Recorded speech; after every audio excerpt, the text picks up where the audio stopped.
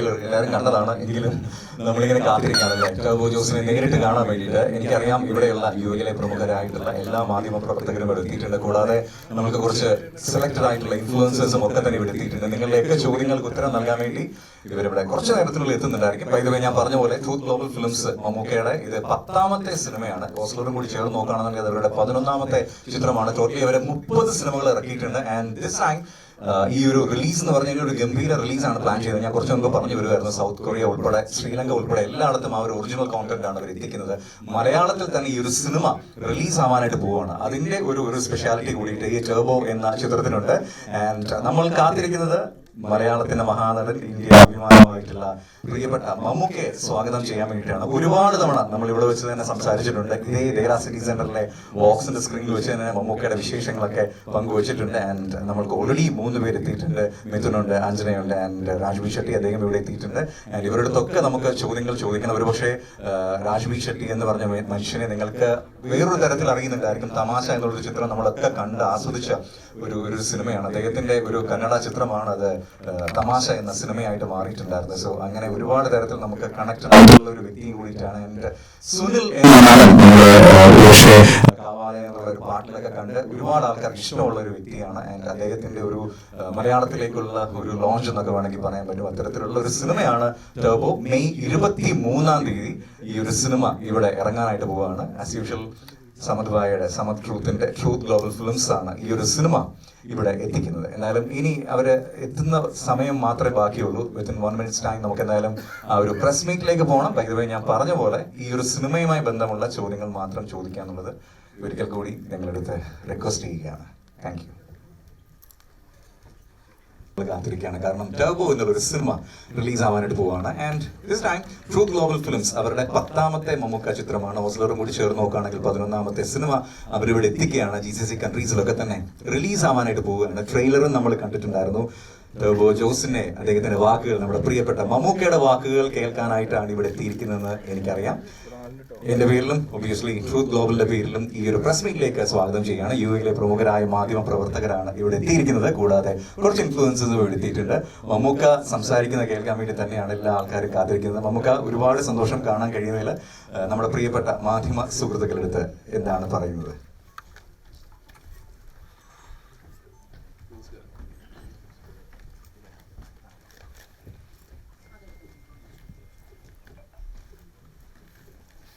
നമസ്കാരം.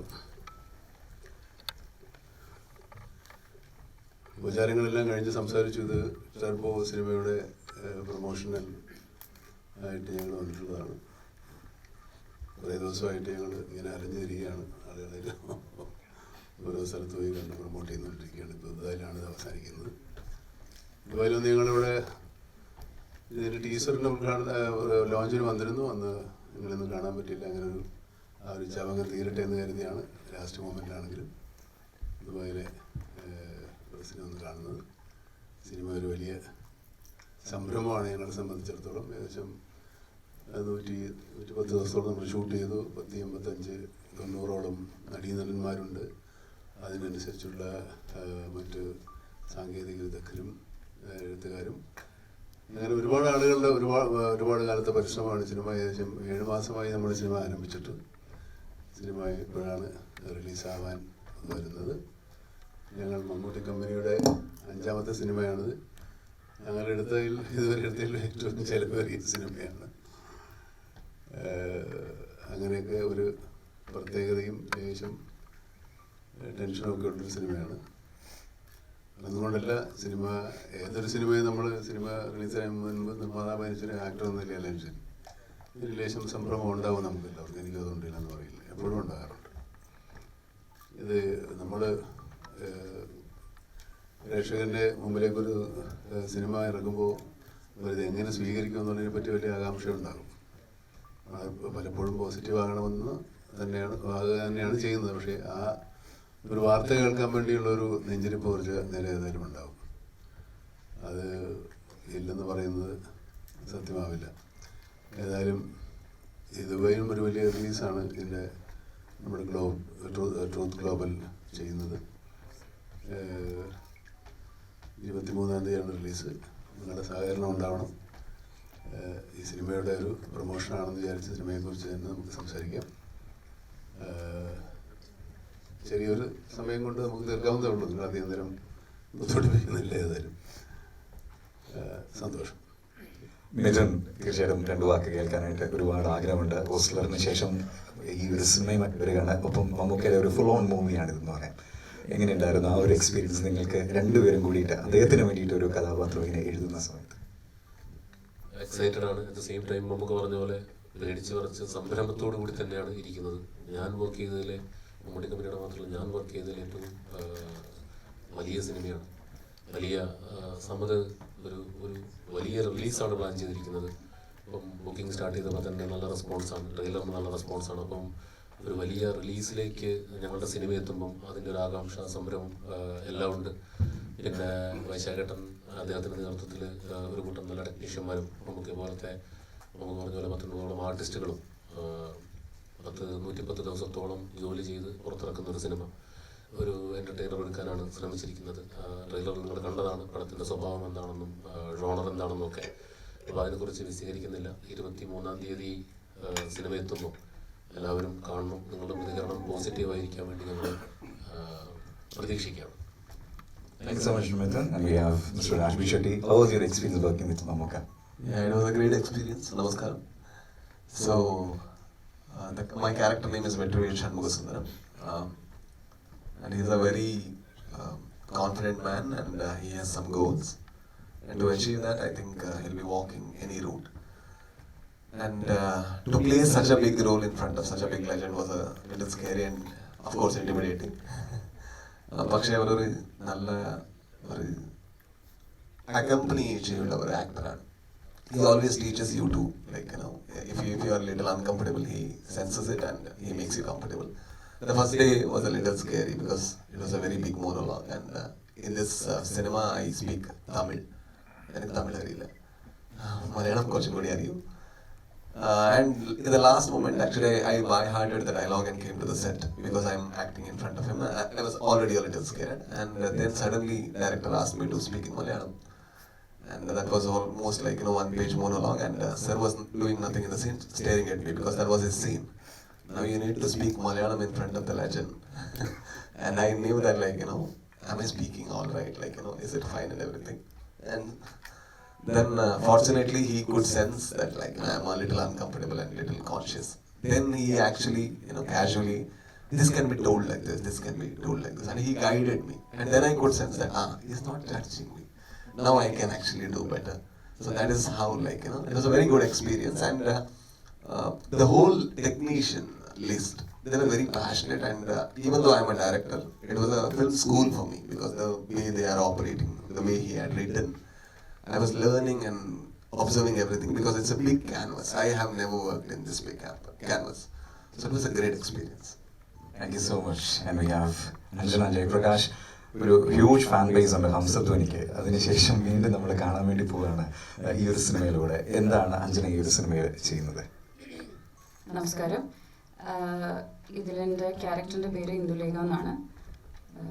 മലയാളത്തിൽ എൻ്റെ രണ്ടാമത്തെ പടത്തിൽ തന്നെ ഇത്രയും വലിയൊരു ടീമിൻ്റെ കൂടെ, മമ്മൂക്കയുടെ കൂടെ, മമ്മൂട്ടി കമ്പനി പ്രൊഡ്യൂസ് ചെയ്യുന്ന പടത്തിൽ, മിഥുൻ ചേട്ടൻ എഴുതിയ പടത്തിൽ, വൈശാഖ് സർ സംവിധാനം ചെയ്ത പടത്തിൽ അഭിനയിക്കുക, ഇറ്റ് ഈസ് മൈ ബ്ലെസ്സിങ്.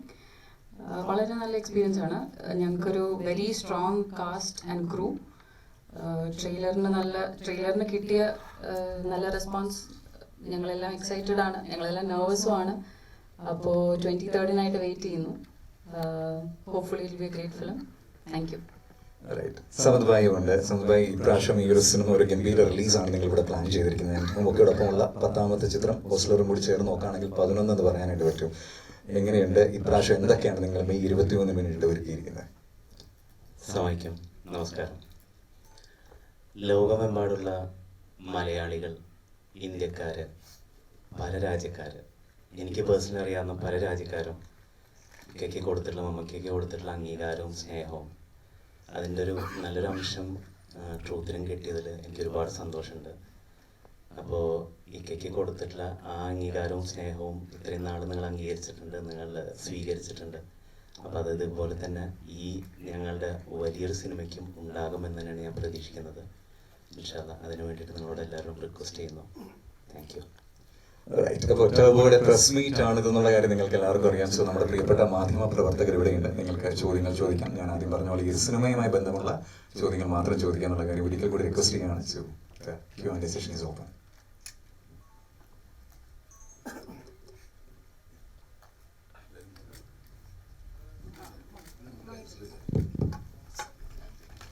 എല്ലാവരും വലിയ ഗൗരവത്തിരിക്കുകയാണ്. എന്താണെന്ന് മനസ്സിലായില്ല.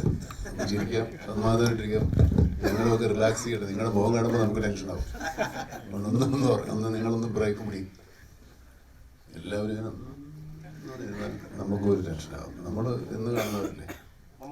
ഓ ഇപ്പം നമുക്ക് കഴിഞ്ഞ കുറച്ചു കാലമായിട്ട് പലതരം ജോണറിലൂടെ സിനിമ, ഇപ്പോൾ പുഴു, അതുപോലെ നട്പകൽ നേരത്തെ മയക്കം, റോഷാക്ക്, അമേരിക്ക, ഇങ്ങനെ പല ജോണറിൽ കടന്നുപോയി അവസാനം ഇത് വീണ്ടും ഒരു മാസത്തിലേക്ക് മധുരാജ് പോലെ അല്ലെങ്കിൽ കഴിഞ്ഞ ഭീഷ്മോറം പോലെ എന്തുമാത്രം പ്രതീക്ഷയുടെ ഒരു ഭാരമുണ്ട് ഇതിലേക്ക്?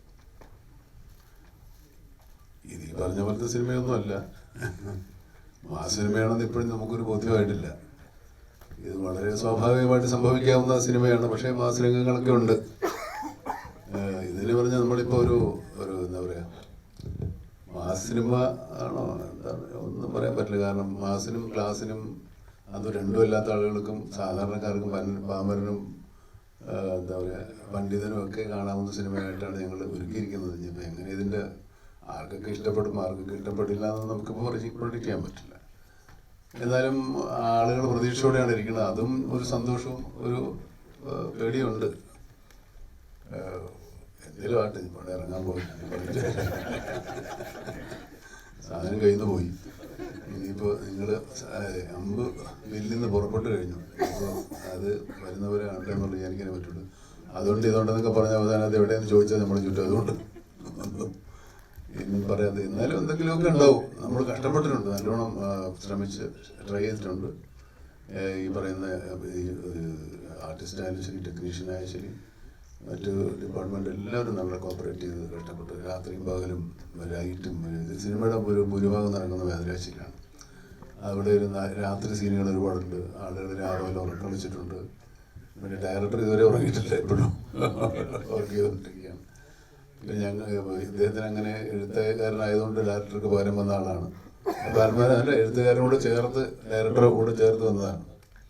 പിന്നെ മറ്റു ആർട്ടിസ്റ്റുകളൊക്കെ അവിടെ പ്രൊമോഷനും കാര്യങ്ങളായിട്ട് നിൽക്കുകയാണ്. കുറച്ചൊക്കെ ഇനിയിപ്പോൾ സിനിമ നന്നായിപ്പോൾ നമുക്ക് വീണ്ടും ഇവിടെ ഒന്നുകൂടെ കാണാം. അതൊക്കെ തന്നെ ഉള്ളൂ. വേറെ ഒന്നും പറയാനുള്ള ആരോഗ്യം ഇല്ല. നമസ്കാരം. നമുക്ക് ഓരോ സിനിമകളും ചിലപ്പോൾ പ്രതീക്ഷിക്കുന്ന തരത്തിലുള്ള ഒരു സക്സസിലേക്ക് ചിലപ്പോൾ എത്തിയെന്ന് വരത്തില്ല. ചിലപ്പോൾ വിചാരിക്കാത്ത സക്സസ് സിനിമ ഇൻഡസ്ട്രിയിൽ പല സിനിമകൾ എടുക്കുമ്പോഴും അങ്ങനെയാണ്. മമ്മൂക്കയെ സംബന്ധിച്ച് കഴിഞ്ഞ കുറച്ച് നാളുകളായിട്ട് റിലീസ് ചെയ്തിരിക്കുന്ന എല്ലാ സിനിമകളും പ്രേക്ഷകർ വലിയ തോതിൽ കൈനീട്ടി സ്വീകരിച്ചിരിക്കുന്ന ഒരു സാഹചര്യമാണ്. അപ്പോൾ ആ ഒരു സക്സസ്, തുടർച്ചയായിട്ടുണ്ടാകുന്ന സക്സസ് പുതിയൊരു പ്രോജക്റ്റിനെ സമീപിക്കുമ്പോൾ അത് വലിയൊരു പ്രഷറായിട്ട് മാറാറുണ്ടോ? എങ്ങനെയാണ് ആ ഒരു തുടർച്ചയായിട്ടുള്ള സക്സസ് പുതിയ സിനിമകളെ സമീപിക്കുമ്പോൾ അതിനെ അഫക്റ്റ് ചെയ്യുന്നത്? സക്സസ് നമ്മൾ തലയും കേട്ടായിരുന്നാൽ മതി. പഴയ നോർമലായിട്ടിരുന്ന ടെൻഷനൊന്നുമില്ല. ഇതിനു മുമ്പ് ഇതൊന്നും ഉണ്ടായിട്ടില്ല. ആദ്യം എടുക്കാൻ പോകുന്ന സിനിമയാണ്. ഞാൻ അഭിനയിക്കാൻ പോകുമ്പോൾ അങ്ങനെയാണ്. ഒരു ആക്ടർ എന്ന നിലയിൽ ഞാൻ അടുത്താണ് അഭിനയിക്കാൻ പോകുന്നത്. എൻ്റെ ആദ്യത്തെ സിനിമ. അങ്ങനത്തെ ഒരു ഫീലിംഗ് ഉള്ളു. അത്രയും സ്ട്രെയിനും എഫർട്ടും ആശങ്കകളൊക്കെ ഉള്ള ആളായ സിനിമ സക്സസ് ആകുക. സക്സസ് ജീവിതത്തിലും നമ്മുടെ പരാജയങ്ങളും വിജയങ്ങളും ജീവിതത്തിലുണ്ടാവും. അത് സിനിമ എപ്പോഴും ഉണ്ടാവും. ഞാനിപ്പോൾ 42 400 സിനിമകൾ അഭിനയിച്ചത് എല്ലാം സക്സസ്ഫുൾ അല്ല, എല്ലാം ഫെയിലറും അല്ല. അപ്പോൾ അതൊക്കെ നമ്മുടെ ജീവിതത്തിൽ ഉണ്ടാകുന്ന പോലെ തന്നെ സിനിമയിലും ഉണ്ടാവും. ഇപ്പോൾ നമ്മൾ അങ്ങോട്ട് മുന്നോട്ട് പോയല്ലേ പറ്റുള്ളൂ. സിനിമ അല്ലാതെ വേറെ വഴിയില്ല. സിനിമ എടുക്കുകയോ അഭിനയിക്കുകയോ ചെയ്യണം. അത് ഒടുകയില്ല എന്നുള്ള ആലോചിച്ചിട്ട് നമ്മുടെ വീട്ടിലിരിക്കാൻ പറ്റില്ല. എന്തെങ്കിലുമൊക്കെ ചാവട്ടെ എന്ന് വിചാരിച്ചാൽ ഇറങ്ങല്ലേ. നമ്മളെല്ലാം അങ്ങനെയാണ്. ജീവിതം അങ്ങനെയാണ് നമ്മളെ പഠിപ്പിച്ചിരിക്കുന്നത്. മുന്നോട്ടുള്ള യാത്രയിൽ ഒരുപാട് പ്രതിസന്ധികളോ വിജയങ്ങളൊക്കെ ഉണ്ടാകാം. അത് നിങ്ങളെ സന്തോഷിപ്പിക്കുകയും ആവേശം കൊള്ളിപ്പിക്കുകയും സങ്കടപ്പെടുത്തുകയും നിരാശപ്പെടുത്തുകയും ചെയ്താൽ പോലും നമ്മുടെ ജീവിതം മുന്നോട്ട് തന്നെ പോവുകയാണ്. ഞാൻ ഒരുപാട് ഫിലോസഫി ആയിപ്പോയി. പണ്ട് ബാനറുകൾ നോക്കിയിട്ടായിരുന്നു എല്ലാവരും സിനിമക്ക് പോയിരുന്ന ഒരു കാലം ഉണ്ടായിരുന്നല്ലോ. അതിപ്പോ വീണ്ടും തിരിച്ചു വരുന്നത് പോലെയാണ് തോന്നുന്നത്. ഇപ്പോ മമ്മൂട്ടി കമ്പനി സിനിമ എല്ലാവർക്കും ഒരു പ്രതീക്ഷയുണ്ട്. അതുപോലെ മമ്മൂട്ടി കമ്പനി എന്ന് പറഞ്ഞ എൻ്റെ പേര് ഉപയോഗിച്ചിട്ടുണ്ടായിരുന്നത്. പക്ഷെ ആ ഒരു വലിയ ബാധ്യതയുണ്ട് സിനിമയ്ക്ക്. എന്ന് വെച്ചാൽ ഈ ആളുകളുടെ നമ്മുടെ കുറച്ച് നല്ല സിനിമകളിലൊക്കെ അഭിനയിച്ചിട്ടുണ്ടല്ലോ ഈ കൂടെ. അപ്പോൾ അതുപോലെ നമ്മൾ ഇറക്കുമ്പോൾ നമ്മൾ നല്ല സിനിമകളായിരിക്കും എന്നുള്ളൊരു പ്രതീക്ഷയുണ്ട്. അതും ഒരു വലിയ ചുമതലയാണ്, ബാധ്യതയാണെന്ന് ഞാൻ പറയുന്നത്. ഇതൊരു ചുമതലയായിട്ടാണ് ഞാൻ കണക്കാക്കുന്നത്. അത് നന്നാക്കി എടുക്കുന്ന ഒരു ചുമതലയുണ്ട് എനിക്ക്. കാരണം വിശ്വാസമുള്ളത് കൊണ്ടാണല്ലോ നമ്മുടെ അടുത്ത് വരുന്നത്. വിശ്വാസം നമ്മുടെ ബാധ്യതയല്ല. അപ്പോൾ നമ്മൾ അവരോട് ചുമതലയാണ് നന്നാക്കി എടുക്കുന്നത്. അതിനുള്ള ശ്രമങ്ങളൊക്കെ നമ്മൾ നടത്തുന്നുണ്ട്. ഈ പറയുന്ന പോലെ അത്യാവശ്യം ഞാനൊക്കെ കളിക്കുന്നുണ്ട്. ആ പ്രവണത ഇപ്പൊ പുതിയതായിട്ട് വരുന്ന ബാനറുകൾക്ക് ഒരു പ്രശ്നമല്ല. അല്ല, അങ്ങനത്തെ പ്രശ്നമൊന്നുമില്ലെന്നേ. നമ്മൾ ഈ ഇപ്പൊ ആളുകൾ ഇറങ്ങുമ്പോഴേ സിനിമയെ പറ്റിയുള്ള ഒരുവിധം എല്ലാ ഹിസ്റ്ററിയും പ്രൊഫൈലും ഒക്കെ അറിയാം. അപ്പൊ ഇന്നതുപോലെ ആയിരിക്കുന്ന ആൾക്കാർക്ക് അത്യാവശ്യം പ്രൊഡിക്റ്റ് ചെയ്യാവുന്നേ ഉള്ളൂ. ബാനർ വാല്യൂ ഒക്കെ ഉണ്ട്, ഇല്ലെന്നല്ല, പണ്ടും ഉണ്ട് ഇപ്പോഴും ഉണ്ട്. പക്ഷെ എന്നാലും അതിന്റെ പുറകെ പ്രവർത്തിക്കുന്ന ആൾക്കാർക്ക് അറിയാത്തൊരു ബാനർ വന്നാലും വരില്ല. ഇപ്പൊ ഒരു വലിയ സംവിധായകനും അതുപോലെ നടീനന്മാരൊക്കെ വന്നാലും ബാനർ പിന്നീട് രണ്ടാമതേ വരുള്ളൂ. പക്ഷെ ബാനറിനകത്ത് ചിലപ്പോൾ ഈ നടീനന്മാരില്ലെങ്കിൽ ചിലപ്പോൾ ആൾക്കാർ സിനിമ കാണുമ്പോൾ അങ്ങനെയുണ്ട്. നമുക്ക് സാധാരണ ഉള്ളതിലും ഭയങ്കരമായിട്ട് എനർജിയിലാണ് നമുക്ക് ഇവിടെ നിൽക്കുന്നത്. ഹലോ, സന്തോഷം. ഞാൻ പേടിച്ചാ വന്നത്. അല്ല, കഴിഞ്ഞ തവണയൊക്കെ ഉള്ളതിനേക്കാൾ കൂടുതൽ എനർജി നമുക്കിവിടെ മുഖത്ത് കാണുന്നുണ്ട്. ഓ, താങ്ക് യു. മിഥുനോടാണ്. പിന്നെ മിഥുൻ, ഈ സിനിമയിൽ മമ്മൂക്കയുടെ ഫൈറ്റ് സീനുകൾ അതുപോലെ തന്നെ മറ്റു ആക്ഷൻ സീനുകളൊക്കെ ഭയങ്കര എനർജിയാണ് കാണാനുള്ളത്. ഇപ്പൊ ട്രെയിലർ കണ്ട സമയത്തൊക്കെ. അപ്പൊ ഇതില് മിഥുനായിട്ട് എന്തെങ്കിലും എക്സ്ട്രാ എഫേർട്സ് എടുത്തിട്ടുണ്ടോ? മമ്മൂക്കയുടെ ഒരു നടൻ എന്നുള്ള നിലയ്ക്ക് മിഥുന്റെ മുന്നിലുള്ള വെല്ലുവിളികൾ എന്തൊക്കെയായിരുന്നു?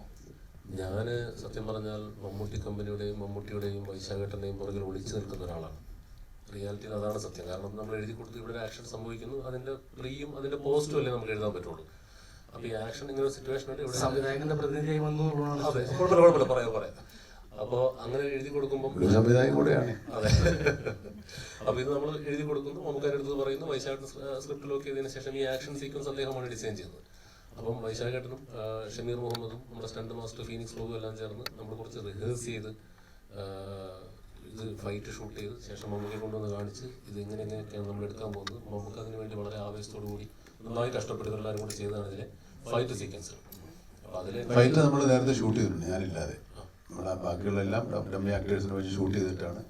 ആ സീനുകളാണ് ഷൂട്ട് ചെയ്യുമ്പോൾ നമുക്കറിയാം ഇനി അടുത്ത് വരാൻ പോകുന്നത് എന്താണ്, നമുക്ക് അടുത്ത ഷോട്ട് എന്താണെന്ന് നമുക്കറിയാം. അപ്പോൾ ഒരുപാട് എക്സസൈസോ പ്രാക്ടീസോ ഒക്കെ അധികം വേണ്ടി വന്നില്ല. ഇങ്ങനെ കിടക്കിടാതെ എടുക്കും. പക്ഷേ 1-2 പ്രാവശ്യം ഒന്നും എടുത്ത ഫൈറ്റൊന്നും അത്ര ശരിയാവും. നന്നായി കഷ്ടപ്പെട്ടിട്ടുണ്ട്. അതാണ് നിങ്ങൾ കാണുന്നത്. ആ ആക്ഷൻ സീക്വൻസിലെ എനർജിയൊക്കെ നമ്മളിപ്പോൾ ഡിസൈൻ ചെയ്ത് കൊണ്ടുവന്ന് ഇദ്ദേഹം അത് വളരെ കഷ്ടപ്പെട്ട് എല്ലാവരും ചേർന്ന് ചെയ്തതാണ്. അപ്പം പ്ലാനിങ് ഉണ്ടായിരുന്നു അതിൻ്റെ പുറകെ. അതുപോലെ തന്നെ ഇപ്പോൾ താങ്കളുടെ ഇപ്പോൾ കഴിഞ്ഞ കുറെ സിനിമകൾ താങ്കൾ ആക്ട് ചെയ്ത ഒരുപാട് സിനിമകൾ ഇപ്പം സസ്പെൻസ് ത്രില്ലറാണ്. അതുപോലെ തന്നെ ഇപ്പോൾ ടർബോ പോലെയുള്ള സിനിമകളാണ്. ആട് പോലെയുള്ള ഒരു സിനിമ ഇനി തീർച്ചയായും അനൗൺസ് ചെയ്തല്ലോ. അടുത്ത് ഞാൻ സംവിധാനം ചെയ്യുന്ന അടുത്ത സിനിമ ആട് 3 ആയിരിക്കും. ഓക്കെ, അടുത്ത് വരും. ഇവിടെ ടർബോ തന്നെ ഇപ്പം ഓവർസീസിലൊക്കെ വ്യാപകമായി റിലീസ് ചെയ്യുന്നുണ്ട്. ജർമ്മനിയിൽ വലിയ കൂടുതൽ തിയേറ്ററുകളും ഷോകളൊക്കെ ഉണ്ട് എന്ന് പറയുന്നുണ്ട്. നമ്മളിപ്പം മലയാള സിനിമയുടെ ഈ 2024 ഫസ്റ്റ് ക്വാർട്ടറിൽ എത്തുമ്പോൾ തന്നെ 1000 കോടിയുടെ കണക്കുകളൊക്കെ വരുന്നുണ്ട്. അപ്പോൾ ഇതൊക്കെ മൊത്തത്തിൽ മലയാള സിനിമയെ എങ്ങനെ ബൂസ്റ്റപ്പ് ചെയ്യും സാമ്പത്തികമായി? തീർച്ചയായും വലിയ ആവേശമല്ലേ നമുക്ക് തരുന്നത്. മഞ്ഞുമൽ ബോയ്സ് ആയാലും പ്രേമലു ആണെങ്കിലും ഇപ്പം ഇദ്ദേഹത്തിന്റെ ഭ്രമയുഗമാണെങ്കിലും ആവേശം ഒരുപാട് സിനിമകൾ ഇങ്ങനെ നമ്മുടെ ബോക്സ് ഓഫീസിന്റെ പരിധികൾ ഇങ്ങനെ ഈ പറഞ്ഞ പോലെ എക്സ്പാൻഡ് ചെയ്തുകൊണ്ട് പോയിക്കൊണ്ടിരിക്കുകയാണ്. അപ്പൊ അത് ഇനി നമ്മൾ ചെയ്യുന്ന സിനിമകൾക്കും പിന്നാലെ വരുന്ന സിനിമാ പ്രവർത്തകർക്കും മറ്റു ഭാഷയിൽ നമ്മുടെ സിനിമകൾ സ്വീകരിക്കപ്പെടുക എന്നൊക്കെ പറയുന്നത് ഒരു വലിയ എനർജി തന്നെയാണ്. പിന്നെ ഇൻഡസ്ട്രിയിൽ പണം വന്ന് വീഴുക എന്ന് പറയുന്നത് എന്തുകൊണ്ടും തിയേറ്റർ വ്യവസായത്തിനും നടീനന്മാർക്കും ടെക്നീഷ്യന്മാർക്കും എഴുത്തുകാർക്കും എല്ലാവർക്കും നല്ലതല്ലേ. അപ്പോൾ തീർച്ചയായും മലയാള സിനിമയുടെ ഏറ്റവും നല്ല വർഷത്തിലൂടെയാണ് കടന്നു പോകുന്നതെന്ന് സിനിമാ പണ്ഡിറ്റുകൾ പറയുന്നു. അത് ഒരുപാട് സന്തോഷം. ഇതിങ്ങനെ എല്ലാ വർഷവും ആവർത്തിക്കട്ടെ എന്ന് ആഗ്രഹിക്കുന്ന ഒരാളാണ് ഞാൻ. നമ്മുടെ സിനിമ മാത്രമല്ല എല്ലാവരുടെ സിനിമകളും വലിയ വിജയങ്ങളാവട്ടെ, പ്രേക്ഷകർ നിരന്തരം തിയേറ്ററുകളിലേക്ക് എത്തട്ടെ, മറ്റു ഭാഷകളിൽ മലയാള സിനിമ ഇപ്പോൾ സ്വീകരിക്കപ്പെട്ടതിൽ കൂടുതൽ സ്വീകരിക്കപ്പെടട്ടെ എന്നുള്ളതാണ് നമ്മുടെ ആഗ്രഹം. അത് ഇനിയിപ്പം ആ ലെവലിലൊക്കെ ആയിരിക്കും ആൾക്കാർ പ്രൊജക്ടുകൾ ഡിസൈൻ ചെയ്തുകൊണ്ട് വരിക. നല്ലതാണ്. എന്തുകൊണ്ട് ടർബോയോടൊപ്പം തന്നെ ചെറിയ സിനിമകൾ ചെറുതെന്ന് പറയാൻ പറ്റില്ല, എന്നാൽ മറ്റ് ചില സിനിമകളും പേടിയോടുകൂടി തന്നെയാണ് റിലീസ് ചെയ്യാൻ പോകുന്നത്. അവർ പറയുകയും ചെയ്തു. പിന്നെ മമ്മൂക്കയുടെ സിനിമ വരുന്നുണ്ട്, അപ്പോൾ അതിനോടൊന്നും നമുക്ക് ഫൈറ്റ് ചെയ്യാൻ പറ്റില്ല. അങ്ങനെയൊന്നും നമുക്ക് പറ്റില്ലെന്നേ. സിനിമ ഇറങ്ങിക്കഴിഞ്ഞതിന് ശേഷമേ ഉള്ളൂ നല്ലതോ ചീത്തയെന്നറിയാം. അതിന് മുമ്പ് നമുക്കൊന്നും പറയാൻ പറ്റില്ല. അങ്ങനെയാകുമ്പോൾ നല്ലത് മാത്രമേ നമ്മൾ ചെയ്യുള്ളൂ. നമ്മളൊരു കടയിൽ പോയി ഒരു സാധനം വാങ്ങിക്കുന്ന പോലെയല്ല സിനിമ എടുത്തുണ്ടാക്കി നന്നാക്കിയുള്ളൂ. ഇപ്പം എല്ലാവർക്കും സ്പേസ് ഉണ്ട് സിനിമയ്ക്ക്, അതിന് പഠിക്കണ്ട. നമുക്ക് ഈ സിനിമയെ സീരിയസ് ആയിട്ട് വിലയിരുത്തുന്നവരായാലും സോഷ്യൽ മീഡിയയിൽ എഴുതുന്നവരായാലും ഒക്കെ പറയുന്നത് നമുക്ക് സമീപകാലത്തായുള്ള സിനിമകൾ നോക്കിയാൽ ഇപ്പോൾ നന്മകൾ നേരത്തെ മയക്കം, കണ്ണൂർ സ്ക്വാഡ്, അത് കഴിഞ്ഞ് ബ്രഹ്മയുഗം, ഇപ്പോൾ ടർബോയിലോട്ട് വരുമ്പോൾ ഓരോന്നിനും പുതുമയ്ക്കായി എപ്പോഴും ചെവി കൊടുക്കുന്നു. അതിപ്പോൾ പുതുമുഖ എഴുത്തുകാരായാലും സംവിധായകരായാലും അവർക്ക് കൈ കൊടുക്കുന്നു. അപ്പം ഈ ഒരു നിർബന്ധബുദ്ധി വ്യക്തിപരമായി അത് ഉണ്ടോ? ഈ സിനിമയിൽ അതിൻ്റെ ഒരു എലമെന്റ് ഉണ്ടോ? അല്ലെങ്കിൽ അടുത്ത ഐറ്റം ലോഡിംഗ് എന്ന് പറയാവുന്ന ഒരു സ്പെഷ്യൽ എലമെന്റ് ഉണ്ടോ? നിങ്ങൾ പറയുന്നത് ഈ അടുത്ത കാലം തുടങ്ങിയതല്ല, ഞാൻ വന്ന കാലം മുതലേ ഇങ്ങനെയുള്ള പരിപാടിയൊക്കെ ചെയ്തിട്ടുള്ള ആളാണ്. അത് മറന്നു പോരുന്നത്. ഇതിനുവേണ്ടി പറയാവുന്ന ഒരുപാട് വ്യത്യസ്തമായ സിനിമ നിങ്ങൾക്ക് വളരെ വ്യക്തമായിട്ട് ഓർക്കുന്ന ഈ പറഞ്ഞ കുട്ടുറുമൈസ് ആണെങ്കിലും മൃഗയാണെങ്കിലും അതുപോലെ അയ്യർ ദ ഗ്രേറ്റ്, അതുപോലത്തെ ഒരുപാട് സിനിമകളുണ്ട്. ഈ തലമുറയിൽപ്പെട്ട ആളാണെന്ന് തോന്നുന്നു. കുറച്ച് 3 ആൾക്കാർക്ക് അതൊക്കെ അറിയാം. അപ്പം അത് എന്നെ സംബന്ധിച്ചിടത്തോളം അന്നത്തെ ഉണ്ടായിരുന്ന അതേ ആവേശത്തോടെയാണ് ഞാൻ നിൽക്കുന്നത്. അന്ന് നമുക്കെല്ലാം നമ്മുടെ ആഗ്രഹത്തിനൊത്ത് ചെയ്യാൻ പറ്റിയില്ലെങ്കിലും ഇപ്പോൾ ഇങ്ങനെ അങ്ങനെ ഒരു സൗകര്യം നമ്മുടെ അടുത്ത് വരുന്ന ആൾക്കാർക്കും നമുക്കും അങ്ങനെ ചെയ്യാനുള്ള സാഹചര്യം ഉണ്ട്. അത് നമ്മൾ ഉപയോഗപ്പെടുത്തുകയാണ്. ഇപ്പോൾ ഈ സിനിമ കഴിഞ്ഞാൽ എന്താ സിനിമ എന്നുള്ളത് നമ്മൾ തീരുമാനിച്ചിട്ടില്ല. അങ്ങനെ ഒരു അവസ്ഥയിൽ നിൽക്കുക. ഇപ്പോൾ എന്നുള്ള കുഴപ്പമാണ്. മറ്റേത് വന്നു കഴിഞ്ഞാൽ 2-3 സിനിമകൾ നമ്മൾ തുടങ്ങുമായിരുന്നു. ഇപ്പോൾ ഒരു സിനിമ അടുത്ത് തുടങ്ങാനായിട്ട് ഇങ്ങനെ സമയം എടുക്കുന്നുണ്ട്. അത് കുഴപ്പമൊന്നുമില്ല. അതുകൊണ്ട് അതിന് ആൾക്കാർ നമ്മുടെ അടുത്ത് പരാതിപ്പെട്ടിട്ട് വന്നിട്ടില്ല എന്തേ സിനിമയിൽ മരിക്കാമെന്ന്. സിനിമ കൊടുത്താൽ അവരുണ്ടെങ്കിൽ കാണും. അങ്ങനെ വിചാരിച്ചാൽ മതി. നമുക്ക് നേരത്തെ ഈ വിശ്വാസം എന്നൊരു വാക്ക് പ്രയോഗിച്ചു. മുമ്പിൽ വരുന്ന കഥകൾ അല്ലെങ്കിൽ വ്യക്തികൾ ഒരു വിശ്വാസത്തിൻ്റെ പുറത്ത് വരുന്നു. അപ്പോൾ ഈ കഥയുടെ തിരഞ്ഞെടുപ്പ്, സിനിമകളുടെ തിരഞ്ഞെടുപ്പിൽ അത്തരത്തിലുള്ള ബന്ധങ്ങൾ ഒരു പ്രാധാന്യം കൊടുക്കുന്നുണ്ട്. ഒരു കഥ, നല്ലൊരു കഥ ചെയ്യുക അല്ലെങ്കിൽ നല്ലൊരു കഥാപാത്രത്തിൽ ചെയ്യുക എന്നുള്ളതിനൊപ്പം ഒരു പരസ്പരമുള്ളൊരു ബന്ധവും സൗഹൃദവും ഒക്കെ ഒരു പ്രാധാന്യമായിട്ട് നമുക്ക് എടുക്കുന്നുണ്ടോ? അങ്ങനെ അതിനൊന്നും കഥയ്ക്ക് തന്നെയാണ് പ്രാധാന്യം. പിന്നെ പരിചയമുള്ള ആളാകുമ്പോൾ കുറച്ചുകൂടെ നമുക്ക് ധൈര്യമായിട്ട് വിശ്വസിക്കാറുണ്ട്. അത്രേ ഉള്ളൂ. അല്ലാതെ അതിന് ബന്ധപ്പെട്ട ഒരാളൊരു കഥയും കൊണ്ടുവന്നാൽ എല്ലാം നമുക്ക് മോശമാണ് എടുക്കാൻ പറ്റും. അത് നമുക്ക് ആർക്കും പറ്റില്ല. ഒരു കാര്യം ചെയ്യാൻ പറ്റില്ല. നിങ്ങൾക്കും നിങ്ങളുടെ ജോലിയിൽ അത് ചെയ്യാൻ പറ്റും. ബന്ധമുള്ള ആളോ പരിചയക്കാരാന്ന് പറഞ്ഞാൽ അങ്ങനത്തെ ഒന്നും ഇല്ല. പക്ഷേ സിനിമയിൽ വന്നതിന് ശേഷം ബന്ധപ്പെട്ടവരാണ് കൂടുതലും. നമുക്ക് ഈ ടെർബോ എന്ന പേരിന് എന്താണ് പ്രത്യേകത ഉണ്ടോ? പുള്ളിയായിട്ടത് ഞാൻ ഒന്നുമില്ല. ഈ ഒരു മിരുമിരുപ്പ് എന്നൊക്കെ നാട്ടുപുറത്ത് പറയുന്ന അങ്ങനെ ഒരു സ്വഭാവമുള്ള ഒരാളെന്നുള്ള രീതിയിലാണ് നമ്മളത്. അതായത് ഒന്നുമില്ല, ഒരു എടുത്തിയാട്ട സ്വഭാവമുള്ള പിന്നെ കഥാപാത്രം പറയുന്ന ഒരു ഡയലോഗാണ് ഞാനിന് മുമ്പ് ഇൻ്റർവ്യൂ പ്രയോഗിച്ചിട്ടുള്ളത്. ഇദ്ദേഹത്തിൻ്റെ ഒരു നാട്ടിലുള്ള ഒരു കഥാപാത്രം പറയുന്നത്, അവൻ 60 ഇഞ്ച് പിടിപ്പിച്ച മാതിരി ദുരണ്ട് കയറി നടക്കുക എന്ന് പറയുന്നൊരു അത്രേ ഉള്ളൂ. ഒരു വട്ടപ്പേര്. അല്ലാതെ ഉത്തരം പറയുന്നുണ്ട്. അതെ, ആള് തെമ്മാടിയോ ഗുണ്ടയോ മാഫിയോ ഒന്നുമല്ല. നമ്മൾ നാട്ടുപുറത്ത് കാണുന്ന വണ്ടി സ്പീഡിൽ ഓടിക്കുന്ന ആളാണ്. അതെ, ഒരു ചേട്ടായി. അല്ല, നമ്മള് ചോദിക്കരുത് അങ്ങോട്ടും ഇങ്ങോട്ടും. ടർബോ ഇവിടെ നമുക്ക് ടർബോ എന്ന് പറയുമ്പോ ഇപ്പോ കണ്ടുവരുന്ന സിനിമകളിൽ ആവേശ മോഡൽ സിനിമകളാണല്ലോ കണ്ടുവരുന്നത്. അതായത് ഒറ്റ ഒരൊറ്റ കഥാപാത്രത്തെ കേന്ദ്രീകരിച്ചുകൊണ്ടാണല്ലോ കറങ്ങുന്നത്. ഇപ്പൊ നായിക എന്നുള്ള സങ്കല്പമൊക്കെ ഏറെക്കുറെ പോയൊരു അവസ്ഥയിലേക്കാണ് പോകുന്നത്. അപ്പൊ ഈ സിനിമയും ഇപ്പൊ ടർബോനെ കുറിച്ച് ഇപ്പൊ ചോദിച്ചപ്പോ ഈ സിനിമയും ഏതാണ്ട് അങ്ങനെ തന്നെയാണോ? ഈ സിനിമയുടെ മെയിൻ കുഴപ്പം മുഴുവൻ ഉണ്ടാക്കുന്ന ഈ നായിക. ഇവര് തമ്മിൽ കാമുകിയന്മാരോ പെങ്ങളോ സിസ്റ്ററോ സഹോദരിയോ പെങ്ങളെ അമ്മയോ ഒന്നുമല്ല. നോ ബന്ധം. പെടുത്തുന്നത് അയാളെ കൊണ്ട്. സിനിമ കാണുമ്പോൾ മനസ്സിലാവും നായികക്കാണ് പ്രാധാന്യം. ഓ, സിനിമ, ഡ്രൈവിംഗ്, കൂളിംഗ് ഗ്ലാസ്, ഏറ്റവും വലിയ ഹാപ്പിനെസ് എന്താണ്? സിനിമ കൂളിംഗ് ഗ്ലാസ് ഇല്ലെങ്കിലും കാറില്ലെങ്കിലും സിനിമ. കൂളിംഗ് ഗ്ലാസും കാറും ഈ സിനിമ കൊണ്ട് തന്നില്ല. അല്ലെങ്കിൽ നമ്മളെ എത്ര കൂളിംഗ് ഗ്ലാസ് മേടിക്കാൻ. നമുക്ക് എൻ്റെ പേര് അശ്വതി എന്നാണ്. I represent 90.8 FM radio presenter ആണ്. സോ ഫസ്റ്റ് ഒരു കാര്യം നിങ്ങളുടെ എല്ലാവരുടെയും പെർമിഷനോട് കൂടെ പറഞ്ഞോട്ടെ. മുമ്പ് മമ്മൂക്കയുടെ ഇന്റർവ്യൂവിൽ തന്നെ ഞാൻ കേട്ടിട്ടുണ്ട്. അതായത് നമ്മളൊരു കാര്യം ഒരുപാട് ആഗ്രഹിക്കുകയാണെങ്കിൽ, നമ്മൾ ഒരുപാട് അതിനുവേണ്ടി ഡ്രീം ചെയ്യുകയാണെങ്കിൽ ഇറ്റ് വിൽ റിയലി ഹാപ്പൻ എന്നുള്ളത്. And now I am sitting in front of you. വേറെ വലിയ ആൾക്കാർ പറഞ്ഞാണ് മമ്മൂക്ക പറഞ്ഞിട്ടുണ്ട്. അതുപോലെ മമ്മൂക്ക ഇപ്പൊ എന്നെ നോക്കുകയാണ്, ഞാൻ മമ്മൂക്കനെ നോക്കുകയാണെങ്കിൽ ഹിയറിംഗ് മീ. സത്യം പറഞ്ഞാൽ അടുത്തിരിക്കുന്ന നിങ്ങൾ ഓരോരുത്തരും ഭയങ്കര ബ്ലെസ്ഡ് ആണ്. And I should thank Sameeka, Truth Global Films and my organisation as well for organising this ടർബോയുടെ ഒരു പ്രസ് മീറ്റ് ഓർഗനൈസ് ചെയ്തതിന്. സോ മമ്മൂക്ക, എനിക്ക് ചോദിക്കാനുള്ള ക്വസ്റ്റ്യൻ എന്ന് പറഞ്ഞു കഴിഞ്ഞാൽ ഇപ്പൊ നമ്മൾ നോക്കുകയാണെങ്കിൽ നേരത്തെ പറഞ്ഞതുപോലെ തന്നെ മലയാള സിനിമ ചേഞ്ചിങ്.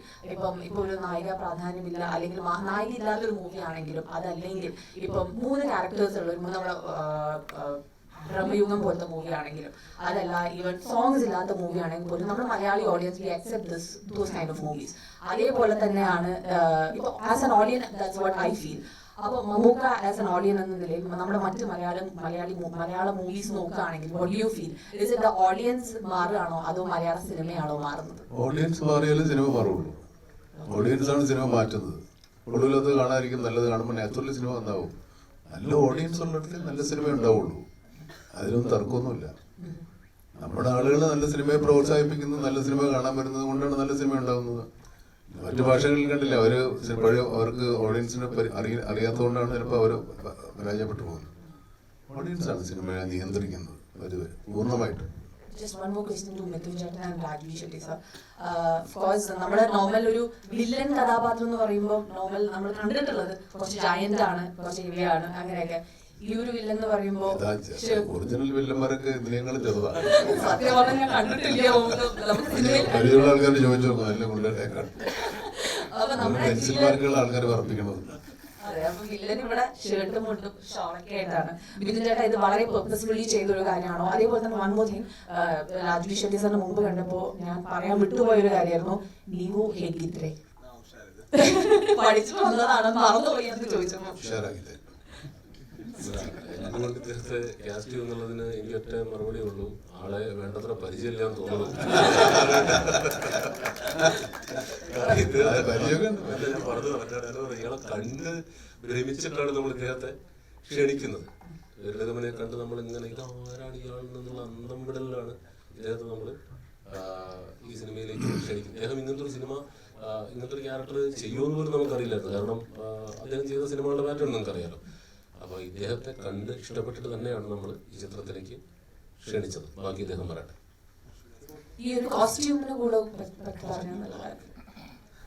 ഇത് ഇദ്ദേഹം ഇപ്പം നമ്മൾ വില്ലന്മാരെ പല രീതിയിൽ ക്യാരക്ടർ അധികം പറയുന്നില്ല, പല രീതിയിൽ വില്ലനായിട്ടല്ലേ ഇങ്ങനത്തെ ഒരാള്. അതെ, നമുക്ക് പക്ഷേ അയാള് നമ്മൾ പറയുന്ന പോലെ അല്ലെങ്കിൽ അത്ര നന്മകളായിരിക്കില്ല, അയാളുടെ ഭാഗത്ത് അയാളുടെ റൈറ്റാണ്. അതെ.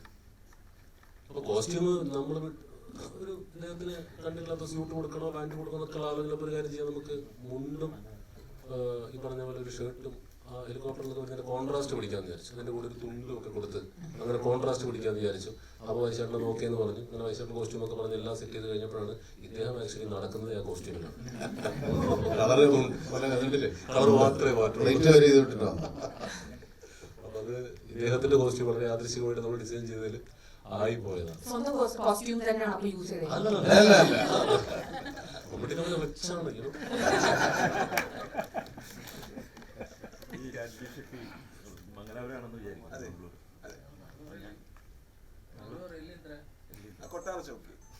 ഒരു വാക്ക് പഠിച്ച് complete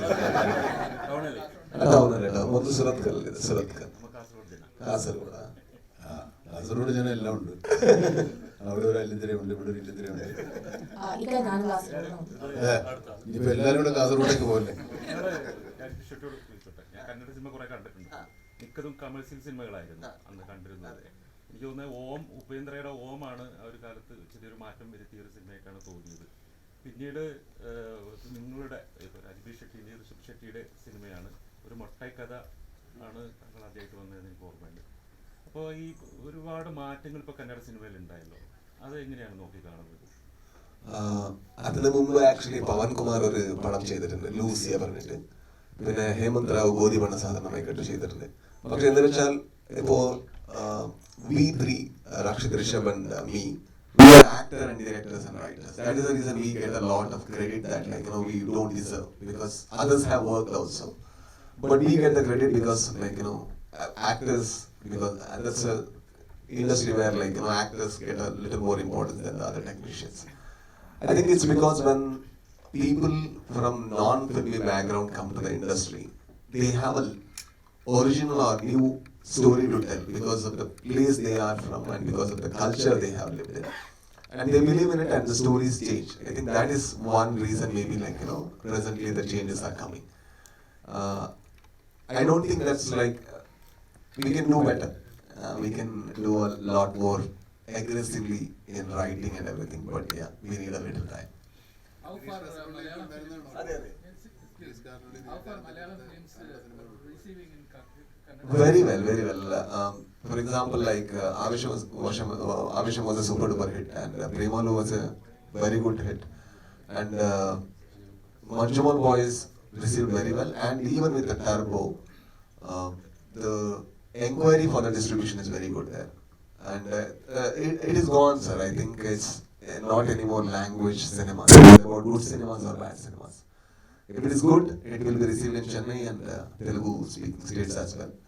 So if it is bad, it is not at all received in your own state. I think that is the only criteria right now. Hi Anjana, എൻ്റെ കൊച്ചൻ അഞ്ജനയോട്. ഹായ് മേഘ. അഞ്ജന ഇപ്പോൾ ഫഹദ് കഴിഞ്ഞു, നെക്സ്റ്റ് നമ്മുടെ മെഗാസ്റ്റാറിനൂടെയാണ് ഒരു മൂവി എന്ന് പറയുന്നത്. അഞ്ജനയെ സംബന്ധിച്ചിടത്തോളം അതൊരു ആക്ടിങ് എക്സ്പീരിയൻസ് ആണ്. എങ്ങനെയുണ്ടായിരുന്നു ടർബോയിൽ ആക്ടിങ് എക്സ്പീരിയൻസ് വിത്ത് മെഗാസ്റ്റാർ? ഇവിടുന്ന് തുടങ്ങുന്ന ആലോചിക്കുക. ഓഫ് കോഴ്സ് എല്ലാ മലയാളികളെ പോലെയും ഷാജ 12th വരെ ഷാജയിലായിരുന്നു പഠിച്ചതും. എല്ലാ ആക്ടേഴ്സിന്റെ ഡ്രീമാണ് ഒരു മമ്മൂക്കയോട് അഭിനയിക്കുക, ഇത്രയും സീനിയോറിറ്റി, ഇത്രയും ലെജൻഡറി ആക്ടറിനോട് അഭിനയിക്കുക. ഫസ്റ്റ് മീറ്റ് ചെയ്യുമ്പോൾ ഒരു എന്താണ് ഒരു സ്റ്റാർ സ്ട്രക്ക് ആ ഒരു ഫീലിംഗ് ഉണ്ടായിരുന്നു. കാരണം നമ്മളെല്ലാ മലയാളികളും ചെറുപ്പം തൊട്ട് കണ്ട് വളർന്ന ഒരാളാണ്. പക്ഷെ ആക്ടിങ് സീൻസിലോട്ട് നമ്മൾ സീൻസ് സ്റ്റാർട്ട് ചെയ്യുമ്പോൾ ജോസും ഇന്ദുലേഖയും ആയി മാറി. അപ്പോൾ ഞാൻ രാജു പറഞ്ഞ പോലെ തന്നെ നമുക്ക് എല്ലാ ആക്ടേഴ്സിനെയും കംഫർട്ടബിൾ ആക്കുന്ന ഒരു ആളാണ്, സജഷൻസ് പറയുന്ന ഒരാളാണ്. ഇപ്പോൾ ലുക്സ് സസ്റ്റെയിൻ ചെയ്യുക, അല്ലെങ്കിൽ ഡയലോഗ് കുറച്ചുകൂടെ നീട്ടി പറയുക, അങ്ങനത്തെ കുറേ കാര്യങ്ങൾ പറഞ്ഞു തരുന്ന ആളാണ്. He's very open to conversations. അപ്പം എന്താണ് ഒരു അടിപൊളി എക്സ്പീരിയൻസ് ആയിരുന്നു. വഴക്ക് കിട്ടിയിട്ടുണ്ടോ? ഷോർട്ട് ടെമ്പേർഡ് ആയിട്ടല്ലേ? എനിക്ക് വെറുതെ പറയുന്നതല്ലേ? അല്ല വെറുതെ പറയണം അങ്ങനൊന്നുമില്ല. ഒരു ക്ലൈമാക്സ് ഒരു പോർഷനിൽ എനിക്ക് ചെറിയ പിച്ചെന്ന് പറയാനല്ല, ഇങ്ങനെ ഇങ്ങോട്ട് നോക്കാനല്ലേ പറഞ്ഞത്, എന്തിനാ അങ്ങോട്ട് നോക്കി അങ്ങനെ ഒരു Mine is different. So sir was a little angry because when you do fights and all, it is very normal because it's very hard work as well, and it was very late night. And he was speaking to someone with the same tone, and I didn't know what to do. I'm standing, and there is chair, and I'm standing, and I don't want to sit. Okay, and he said I didn't want you to go next to him, and I'm just like acting as if like I'm looking around, and he said like, what are you doing? No sir, I'm like sit. Okay. But he was teasing me. He was not scolding him, and I'm like okay, thank you. ഇതിന് കിട്ടി ഈ cinema കഴിഞ്ഞിട്ടായിരിക്കും. വേറൊരു കാര്യം, ഇപ്പൊ നിങ്ങൾ ഈ പുതിയ ആളുകളോടൊക്കെ മമ്മൂക്കയോടുള്ള അഭിനയം എങ്ങനെ ഉണ്ടായിരുന്നു ചോദിക്കുമ്പോൾ നിങ്ങൾ മനസ്സിലാക്കേണ്ട ഒരു കാര്യം, മറ്റേ പുതിയതായിട്ട് ഒരു ക്യാമ്പസിലേക്ക് വരുമ്പോഴത്തേക്കും അവരെ റാഗ് ചെയ്യാൻ നിൽക്കുന്ന സീനിയറിനെ പോലെ നിൽക്കുന്ന ഒരാളൊന്നുമല്ല മമ്മൂക്ക. ഇവരെ പരമാവധി ഇവർ പറഞ്ഞ പോലെ പ്രോത്സാഹിപ്പിച്ച് അവർക്ക് ധൈര്യം കൊടുത്ത് അവരുടെ മാക്സിമം ഔട്ട് കംഫർട്ടബിൾ ആയിട്ട് എടുക്കാൻ ശ്രമിക്കുന്ന ഒരാളാണെന്ന് മാത്രം ഇവിടുന്ന് പറയുകയാണ്. ഇവരെ കൂടെ അഭിനയിച്ചപ്പോ എന്റെ എക്സ്പീരിയൻസ് എന്താ ചോദിക്കാം? ഞാനത് ചോദിക്കാൻ റിവേഴ്സ് ചെയ്യാൻ വരികയായിരുന്നു. എങ്ങനെയുണ്ടായിരുന്നു മമ്മൂക്ക ഇവരുടെ അഭിനയിച്ചപ്പോഴത്തേക്കും? നല്ല സ്വീറ്റ് ആൾക്കാർ, നല്ല ആൾക്കാരാ, ഒരു ജാടയുമില്ല, ഒരു അഹങ്കാരമില്ല.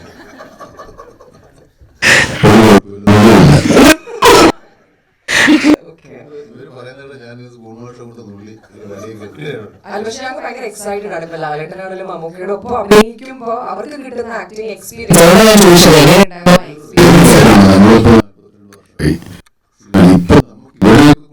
പറ്റുന്നുണ്ടല്ലോ.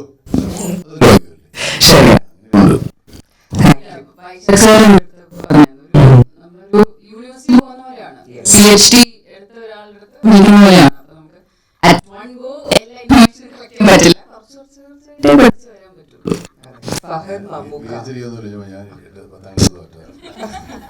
ഞാൻ പഠിച്ചോണ്ടിരിക്കുകയാണ്. ഒരു സിനിമയിൽ നിന്ന് കുറച്ചേ പഠിച്ചതുള്ളൂ, കൂടുതൽ ഏകദേശം നമുക്ക് എന്തായി, ഞാനാണ് കളർന്ന് കേട്ടോ. നമ്മളെ നമുക്കൊന്ന് ഒന്നുമില്ല, ഇത്രയും നേരം അത് ലേറ്റായി പോയി. കുറെ കാലത്തിന് ശേഷം അല്ലെങ്കിൽ ഏറെ കാലത്തിന് ശേഷം മഹത്തായ കുറെ സിനിമകൾ വന്നൊരു സമയമാണ് ഇപ്പം. നേരത്തെയും സിനിമയുടെ വസന്തകാലം ഉണ്ടായിരുന്നു. പക്ഷെ ഇടയ്ക്ക് വെച്ച് സിനിമ വഴി ഇപ്പൊ ഏറ്റവും പുതിയ സിനിമകൾ ഈ ഇതിന് നേതൃത്വം കൊടുത്ത ആളെന്ന് എന്താണ് എനിക്ക് നേതൃത്വം കൊടുത്ത ആളെന്നുള്ള പാടായി പറഞ്ഞു. നേരത്തെ വന്നോട്ടെ എൻ്റെ ഒരു ടെൻഷനും ആങ്സൈറ്റി ഒക്കെ ഉണ്ട്. എനിക്ക് ശരിയായി വരട്ടെ. നിങ്ങൾ കൂടെ നിൽക്ക്. ഇവിടെ ദുബായിലുള്ള കാര്യങ്ങൾ നിങ്ങളെ ഏൽപ്പിക്കുന്നു, ബാക്കി നമുക്ക് മറ്റുള്ളവരെ ഏൽപ്പിക്കും. എന്ത് പറയുന്നു? ഈ ഒരു നല്ല കാര്യമായിട്ട് വരാൻ പറ. നിങ്ങൾ വെറുതെ ആവട്ടെ. ഇത് കോട്ടയം കുഞ്ഞച്ചന്റെ രണ്ടാം ഭാഗം എടുക്കാൻ തീരുമാനിച്ച കഥയാണ്.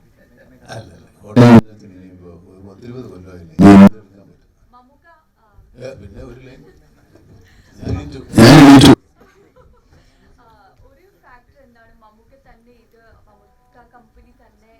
പ്രൊഡ്യൂസ് ചെയ്യാനുള്ള ഒരു ഫാക്ടർ എന്താണ്? ആക്ച്വലി ഞങ്ങൾ ട്രെയിലർ കണ്ടിട്ട് ഞാൻ പിന്നെയും റിപ്പീറ്റ് ചെയ്ത് വാച്ച് ചെയ്ത ഒരാളാണ്. അപ്പോൾ സൂപ്പർ എക്സൈറ്റഡ് ആയതുകൊണ്ട് ഞാൻ ചോദിച്ചു, വാട്ട് ഈസ് വൺ ഫാക്ടർ മമ്മൂക്കിയുടെ പ്രൊഡ്യൂസ് ചെയ്യാനുള്ള? പ്രത്യേകിച്ച് കാര്യമൊന്നുമില്ല. നമ്മളൊരു പ്രൊഡക്ഷൻ കമ്പനി കുറെ ആൾക്കാരൊക്കെ ഉണ്ട്. അപ്പൊ അവർക്ക് എനിക്ക് ഒരു പണി വേണ്ടേ. Okay, thank you so much. വളരെ നന്നായിരുന്നു. Have A good day. ഒരു വളരെ സന്തോഷമായിരുന്നു. Thank you all. So thanks to Vox Management.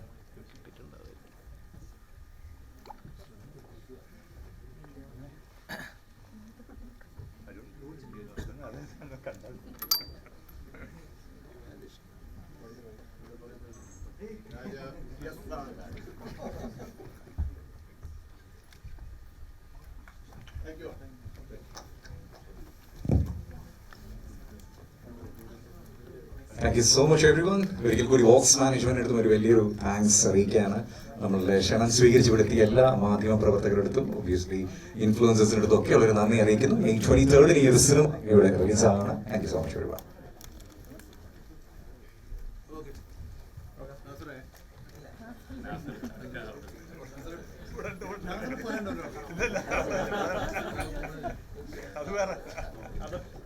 ഞാൻ ആദ്യമേ കണ്ടില്ല. ഞാൻ ഷേപ്പ് എന്ന് പറയുമ്പോൾ ഞാൻ പുതിയ ഫാഷനായിട്ട്